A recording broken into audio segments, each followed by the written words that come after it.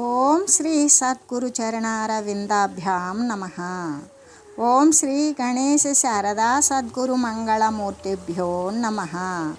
ఓం నమో భగవతే వేదవ్యాసాయ నమః. ఓం నమః ప్రణవార్థాయ శుద్ధ జ్ఞానైకమూర్తయే నిర్మలాయ ప్రశాంతాయ దక్షిణామూర్తయే నమః. ఓం ఈశ్వరో గురురాత్మేతి మూర్తిభేద విభాగినే వ్యోమవద్వ్యాప్తదేహాయ దక్షిణామూర్తయే నమః. శ్రీ గురుగీత ద్వితీయోధ్యాయము. అయితే ఈ గురుగీత యొక్క జపము సమస్త భూతాలను అంటే పంచభూతాలను కూడా వశం చేసేటట్లుగా చేస్తూ ఉంటుంది. ఆ చేస్తూ అందరికీ ఆశ్చర్యకరంగానే ఉంటుంది. భక్తులను బంధము నుండి విముక్తులుగా కూడా చేస్తూ ఉంటుంది. ఇంకా అంటే కొంతమంది ఎవరైనా సరే చెరసాలల్లో జైల్లో ఉన్నా కూడా వాళ్ళు అక్కడ ఉండి కూడా గురుగీతను ఎవరు భక్తితో స్మరిస్తూ మరి పఠిస్తూ ఉంటారు. అటువంటి వారికి బంధ విముక్తులే అవుతారు. ఇక మరి భక్తులు అన్నప్పుడు ఏ యొక్క ఇహ సంబంధమైనటువంటి శారీరక సంబంధమైన క్లేశాలతో కూడుకొని బందీలయ్యి దాని నుండి తప్పుకోలేక అటువంటి ఇబ్బందులను పడుతూ ఉంటారు. అటువంటి వారి యొక్క అనుభవానికి సిద్ధమైనటువంటి ఏ దారిద్ర్య బాధ అయితే ఉంటుందో అది కూడా నశించిపోతుంది అని చెబుతూ, అంతేకాదు ఇతరులనైతే కర్మబద్ధులను చేస్తుంది. ఎవరైతే గురుగీతను పఠించట్లేదో అటువంటి వారు కర్మకు తగులుకునే ఉంటారు. దేవేంద్రుడు జపం చేయడం చేతనే సకలమైనటువంటి ఐశ్వర్యాలను కూడా పొందాడు. ఆ మహేంద్రుడు కూడా ఈ గురుగీతను జపించడం చేతనే తన యొక్క ఐశ్వర్య సిద్ధి అనేటువంటిది పొందాడు. దేవతలందరికీ కూడా ప్రభువై ప్రకాశిస్తూ ఉన్నాడు. ఈ గురుగీత అనేటువంటిది భక్తునకు రాజులు ఆ గురుగీతను పఠించేటువంటి వారికి రాజులను సైతం అంటే ఈనాడు రాజులు లేరు, రాజకీయ పదవుల్లో ఉండేటువంటి వారు ఉన్నారు.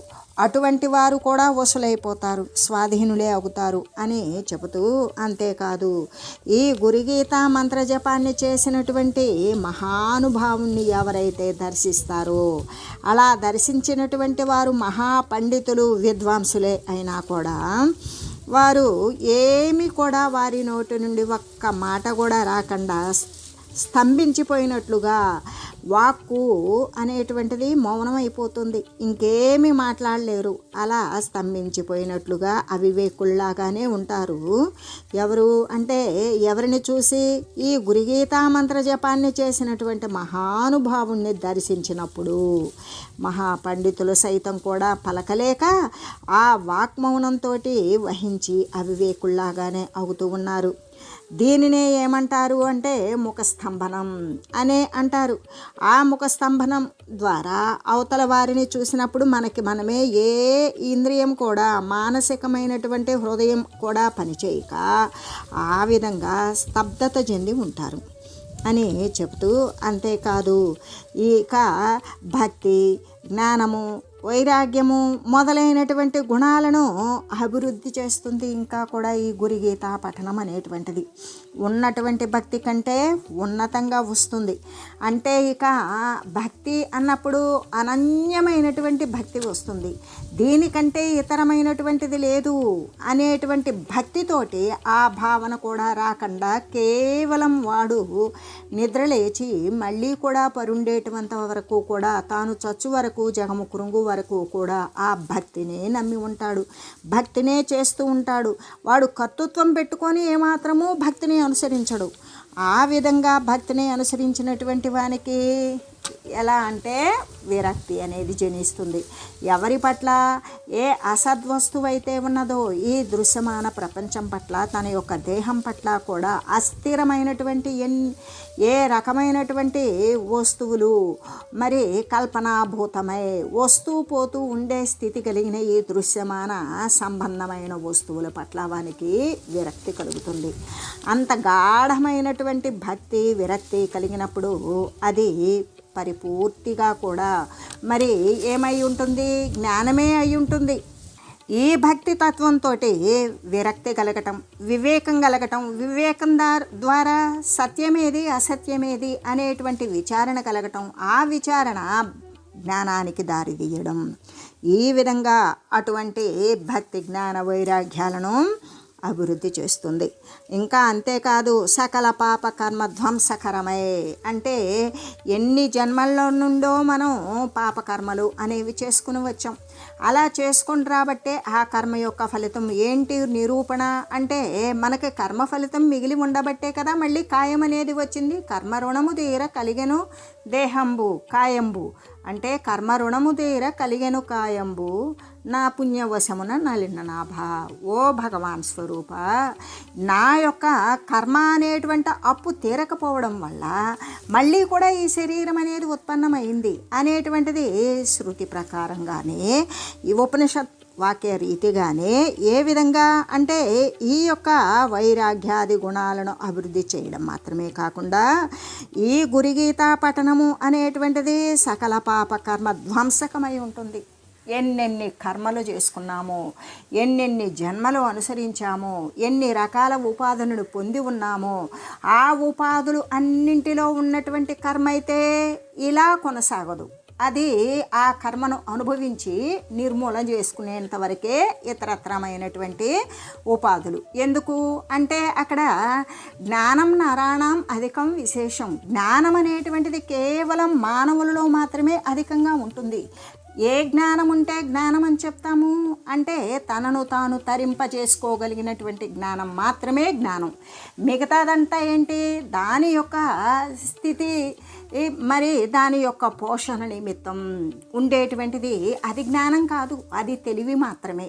ఎటువంటి తెలివి? శరీరం అంటే అవతల వారు మరి పిలుస్తున్నారా, లేదా బెదరగొడుతున్నారా, లేదా కొడతారా, పెడతారా, తిడతారా అని వారి యొక్క భాషను బట్టి కొన్ని జంతువులు పశువులు కూడా అర్థం చేసుకొని ఆ విధంగా మెలుగుతాయి. అది తెలివి కాదు. ఆ తెలివి ఏంటి అంటే తను గతంలో చేసుకున్నటువంటి మనుజ శరీరంలోనో, దేవతా శరీరంలోనో, రాక్షస శరీరంలోనో ఉన్నప్పుడు ప్రోధి చేసుకున్నటువంటి కర్మ ఫలితంగానే అటువంటి పశుప్రాయంగా కానీ, జంతువులుగా కానీ, లేదా క్రిమి కీటక సరీసృపాది స్థావర జంగమ రూపాలలో కూడా ఆ శరీరాన్ని ధరించేది. వాటికి తనను తరింపజేసుకునేటువంటి జ్ఞానం ఉండదు.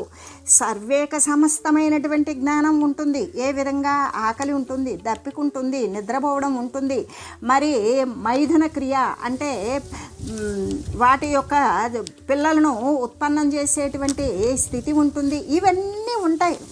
వాటికి తక్కువేంటి అంటే కేవలం జ్ఞానమే.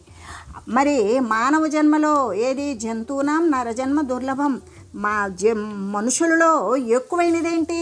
కేవలం తనను తరించుకునేటువంటి ఆ తెలివి, ఆ జ్ఞానం మాత్రమే ఉంటుంది. ఆ జ్ఞానాన్ని వాడు సముపార్జించుకోగలిగినటువంటి శరీరం ఈ యొక్క, లేకపోతే వాడు ద్విపాద పశువే. ఏ విధంగా ఆహార నిద్ర భయమైదునాని సామాన్యమే తత్పశుభిన్నరాణం జ్ఞానం నరాణం అధికం విశేషం జ్ఞానేన హీన తత్పశుభి సమాన. ఏ విధంగా అంటే సర్వేక సమస్తమైనటువంటి జీవరాశికి మనుషులకి కూడా అన్ని విషయాలు సమమే. ఎక్కడ ఏ వ్యత్యాసం ఉన్నది? దేని వలన వాడు అధికుడవుతున్నాడు అంటే తనను తాను తరించుకోగలిగినటువంటి సత్తా కలిగినటువంటి శరీరం కాబట్టి ఆ శరీరంలో జ్ఞానము అనేటువంటిది పరిపుష్టంగా వాడు పెంపొందింపజేసుకొని జ్ఞాన మార్గాన్ని అనుసరించి తనను తాను తరింపజేసుకోగలిగితే మాత్రమే వాడు ఇతర జీవరాశి కంటే అధికుడు. లేకపోతే జ్ఞానేనహీన తత్వస్మి సమాన. అదే జ్ఞానం లేదనుకో, ఆ ఏ జంతుజాలాలు ఇతర ఉపాధులు అని చెప్తున్నామో దానికంటే ఇతను ఏమాత్రము ఎక్కువ కానే కాదు అని తెలియజేస్తూ, అంతేకాదు అందుకే ఇటువంటి ఈ శ్రీ గురుగీత అనేటువంటి దానిని ఎల్లవేళలా నిరంతరము ఎవరు పఠిస్తూ ఉంటారు, వారు ఏమి చేస్తూ ఉన్నా మరి ఎక్కడ ఉన్నప్పటికీ కూడా దానిని పఠిస్తూ ఉన్నటువంటి వారికి అనేక జన్మల నుండి ప్రోగు చేసుకొని వచ్చినటువంటి ఏ కర్మ పరిపాకాలైతే ఉంటాయో ఆ పాపకర్మ అంతా కూడా ధ్వంసమైపోతుంది. అలా ధ్వంసమైపోయినప్పుడు ఇంకా ఏం మిగులుతుంది? పాపకర్మ నశించిపోతే మిగిలేటువంటిది మొత్తానికి కర్మలైతే కర్మలే, పుణ్యకర్మలు కానీ పాపకర్మలు కానీ. ఇక్కడ ఈ యొక్క శ్రీ గురుగీతను పఠించినప్పుడు సర్వ పాపకర్మలు కూడా నశించిపోతే మిగిలి ఉండేది పుణ్యకర్మలు. లేదా సత్కర్మలు. ఆ యొక్క ఎప్పుడైతే పాపం నశించిపోయిందో పుణ్యం అనేటువంటిది అభివృద్ధి చెందుతుంది. ఆ పుణ్యం అనేటువంటిది ఇక జ్ఞానంగా అది ఎక్కువ మొత్తంలో ప్రోధి చేసుకున్నప్పుడు ఆ పుణ్యం అనేటువంటిది ఉపయోగించుకోకపోతే, అంటే ఇతరమైనటువంటి వాంఛలు, పదవులు, డబ్బులు, ధనాలు ఇటువంటి కోరికలకు కనుక తను చేసుకున్నటువంటి పుణ్యాన్ని ఉపయోగించుకోకపోతే ఆ పుణ్యం కాస్త జ్ఞానంగా పరిణమిస్తుంది, జ్ఞానంగా మార్పు చెందుతుంది.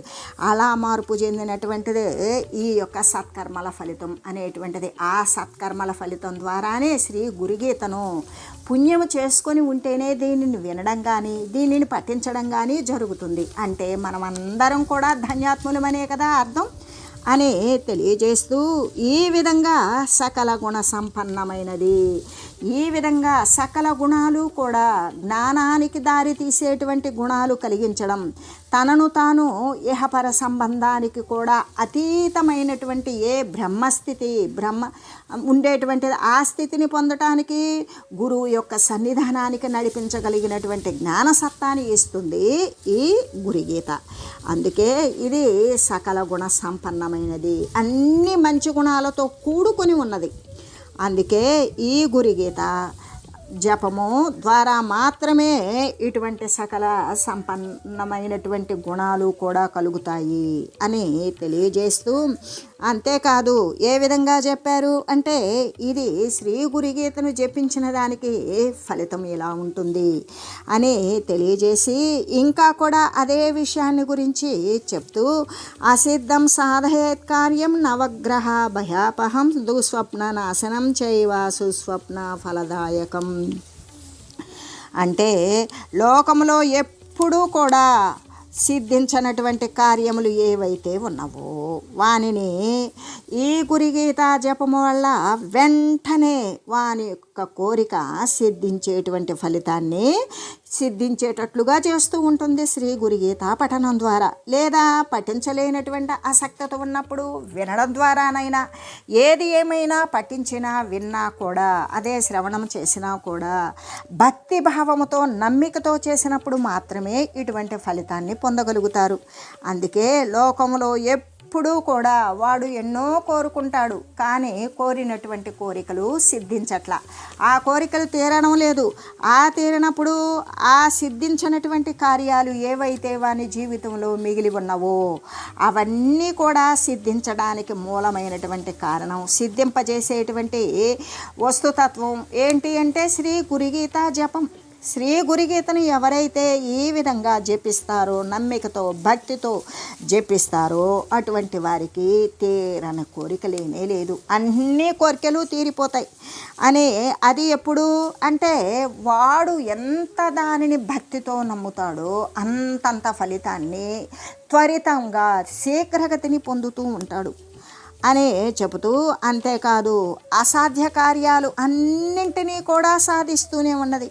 ఏదైనా సరే ఒక కార్యం తలపెట్టారు, అది సాధ్యపడలేదు, వదిలివేశారు, ఇది మన వల్ల కాదు, ఇంకా ఏమాత్రం కూడా దీనిని ఎంత ప్రయత్నించినా కూడా ఇది సాధ్యపడదు అని అంత కఠినతరమైనటువంటి కష్టసాధ్యమైనటువంటి ఏ క్రియను కూడా సిద్ధించేటట్లుగా ఫలవంతమయ్యేటట్లుగా చేసేటువంటిది శ్రీ గురుగీత జప ఫలితం. నమ్మకముతో, విశ్వాసముతో, మరి భక్తితో కూడి చేసినటువంటి వారు మాత్రమే ఇటువంటి సత్ఫలితాన్ని పొందుతారు అని చెబుతూ, అంతేకాదు అసలు ఇన్ని మాటలు చెప్పుకోవలసిన అవసరం ఉన్నదా అంటే లేదు. ఎందుకు అంటే శ్రీ గురుగీత యొక్క పఠనాన్ని కానీ శ్రవణాన్ని కానీ ఎవరు చేస్తూ ఉన్నారో వారు మరి సత్కర్మల యొక్క ఫలితం ద్వారానే మనం ఆ యొక్క గురుగీతను, శ్రీ గురుగీతను పఠించడం కానీ స్పర్శించడం కానీ దానిలో ఉన్నటువంటి మహాపవిత్రవంతములైనటువంటి విషయాలను తెలుసుకోవడం కానీ మన బుద్ధి శుద్ధి అయిపోతుంది. ఆ విధంగా జరిగేటువంటిది ఇన్ని మాటలు చెప్పుకోవలసిన అవసరం, దానికి ఇంత మహిమ ఉన్నది అని చెప్పవలసిన అవసరం ఏమైనా ఉన్నదా అంటే లేదు. కానీ తెలియాలి కదా, అందుకోసం తెలియజేసుకుంటూ, అంతేకాదు బ్రహ్మ విద్య అనేటువంటిది మహాసూక్ష్మాతి సూక్ష్మమైనది. అది ఎందుకు అంటే బ్రహ్మ విద్య అనేటువంటిది అందరూ అనుసరించేటువంటిది కాదు. మరి ఏం మాకు అర్హత లేదా అంటే లేనట్టే చెప్పాలి. ఆ అర్హతకు మూలం ఏంటి? గురుసేవ. అది యోగ్యతను కలిగిస్తుంది. ఆ గురు సన్నిధానం చేరాలంటే శ్రీ గురుగీతను శ్రవణం చేయడము, శ్రీ గురుగీతను పఠించడము చేయాలి. అంటే ఇవన్నీ ఉన్నప్పుడు మాత్రమే మహాసూక్ష్మాతి సూక్ష్మమైనటువంటిది బ్రహ్మ విద్య ఏదైతే ఉన్నదో దాని ద్వారా శ్రీ గురు సాన్నిధ్యం చేర్పించడం, ఆ గురుగీత జపము ద్వారా క్షణంలోనే ఆ బ్రహ్మ విద్య అంటే అర్థము కాకుండా అవగాహన కాకుండా ఉండేటువంటి విషయాన్ని కూడా ఎంతో సులభప్రాయంగా అర్థమయ్యే రీతిలో వివేకాన్ని కలిగిస్తుంది. ఆ కలిగించేటువంటి సద్వస్తువు శ్రీ గురుగీత అని చెబుతూ, అంతేకాదు ఇంకా కూడా ఏంది అంటే నవగ్రహ భయము అంటే మనం ఏమని చెప్పుకుంటాం అంటే ఏ విధంగా అంటే ఇప్పుడు నవగ్రహాలు అంటే మన అందరికీ తెలుసు. ఎవరు వాళ్ళు అంటే సూర్యుడు, చంద్రుడు, కుజుడు, మరి బుధుడు, గురుడు, శుక్రుడు, శని, రాహువు, కేతువు అనేటువంటి ఈ 9 నవగ్రహాల యొక్క సంచారం అనేటువంటిది ఆయా రాసుల్లో ఉత్పన్నమైనటువంటి వారి మీద మరి వక్రీకరించినప్పుడు కానీ, అది మందగతిన ఉండేటప్పుడు కానీ, ఈ విధంగా లేదా శుభకరమైనటువంటి సంచారం జరిగేటప్పుడు కానీ, ఈ విధంగా ఆ నవగ్రహాల భయము ఈ విధంగా నీకు పలానా వాడు వక్రించాడు, పలానా గ్రహం నీ సంచారంలో సరిగా లేదు, వక్రచూపు చూస్తోంది, అది మళ్ళీ వెనుదిరిగి వస్తుంది, శని సంచారం జరుగుతుంది, కుజుని యొక్క మరి ఆవేశాలు ఎక్కువ అవుతున్నాయి అని ఈ విధంగా చెప్పుకుంటూ వస్తారు. అంటే శుభగ్రహాలు, నీచగ్రహాలు, పాపగ్రహాలు ఇటువంటివి ఈ 9 గ్రహాలలో కూడా వీటి గురించి శాంతులు, హోమాలు, జపాలు, తపాలు చేయిస్తూ ఉంటారు. ఎందుకు?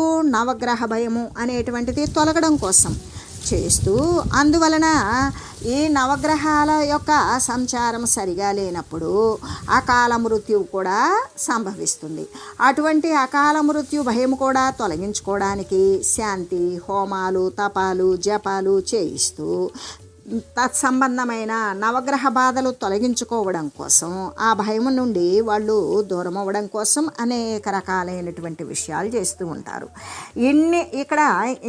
ఇంత చెప్పుకోవాల్సిన అవసరం ఏమొచ్చింది అంటే నవగ్రహ భయాన్ని పోగొట్టేదానికి కూడా ఇటువంటి శాంతి హోమ జప తప వ్రతాదులు అనేటువంటివి మరి నవగ్రహ స్తోత్రాలు పఠించడం లాంటివి ఇలాంటివి ఏమీ చేయకపోయినప్పటికీ కూడా కేవలం శ్రీ గురుగీతను గనక ఎవరైతే దానిని శుద్ధ మనస్కుడై పరిపూర్ణమైన భక్తితో పఠిస్తాడో వాడికి నవగ్రహ భయాలు కూడా ఏమాత్రము ఏమీ చేయలేవు. నవగ్రహాలు కూడా వాని యొక్క సంచారమునందు వాటి యొక్క ఫలితాలు వాడికి చెడు ఫలితాలను పూర్ణంగా కాదు కొంచెం కూడా ఇవ్వలేవు. ఎందుకు అంటే రక్షణ కవచం శ్రీ గురుగీత పఠనం, రక్షణ కవచం శ్రీ గురుగీత యొక్క శ్రవణం. ఇక అది ఉన్నప్పుడు నవగ్రహాల యొక్క సంచార భయం కూడా ఉండదు, అకాల మృత్యు భయం కూడా ఉండదు అని చెబుతూ అటువంటి మహాభయాలను కూడా ఈ గురుగీత మంత్ర జపం పూర్తిగా నాశనం చేస్తూ ఉంటుంది.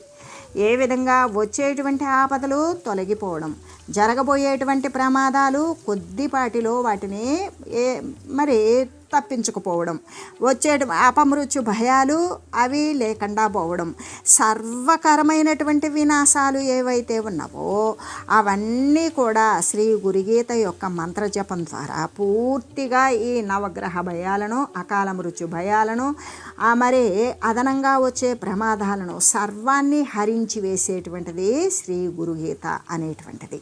దానిని పఠనం చేయడం లేదా శ్రవణం చేయడం అని చెబుతూ, ఇంకా అంత మాత్రమే కాదు, ఏ చిత్త వికారాలైతే ఉన్నవో అంటే చిత్త వికారానికి కారణాలైన చిత్తం ఎప్పుడు ఏం చేస్తుంది? ఏదో ఒక చింతన చేస్తూనే ఉంటుంది. ఆ చింతన అనేటువంటిది అన్నీ మంచిగానే చేస్తుందా?